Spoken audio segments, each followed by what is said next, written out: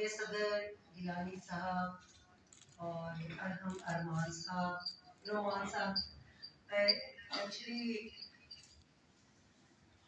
میرا تعارف یہ ہے، بنیادی طور پہ تو میں وکیل ہوں، اور آج میں اس جو محفل ہے اس میں ایک شاعر، مرحوم شاعر کی بیٹی کے طور پہ مدعو کی گئی ہوں.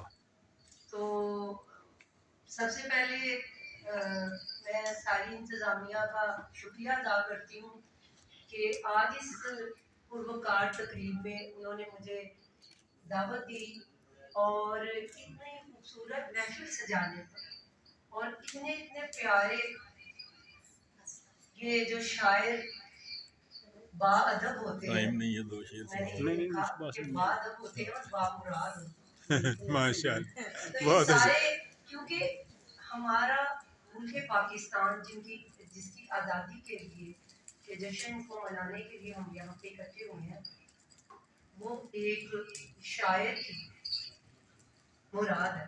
بے شک.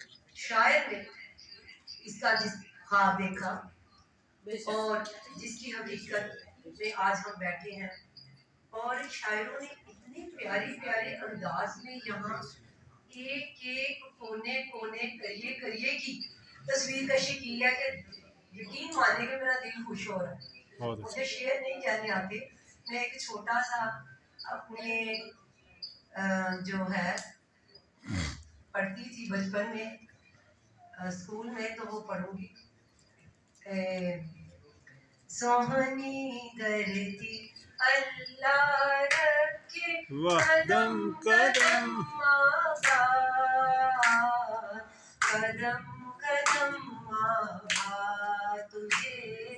سوہنی دھرتی اللہ رکھے قدم قدم آباد، واہ واہ.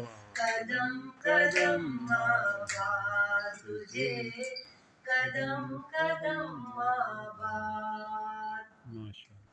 تیرا ہر ایک ذرہ ہم کو اپنی جان سے پیارا، تیرے دم سے شان ہماری، تجھ سے نام ہمارا. جب تک ہے یہ دنیا باقی ہم دیکھیں آزاد، ہم دیکھیں آزاد تجھے، ہم دیکھیں آزاد. سوہنی دھرتی اللہ رکھے قدم قدم. ماشاء اللہ ماشاء اللہ ماشاء اللہ. قدم قدم آباد تجھے. واہ.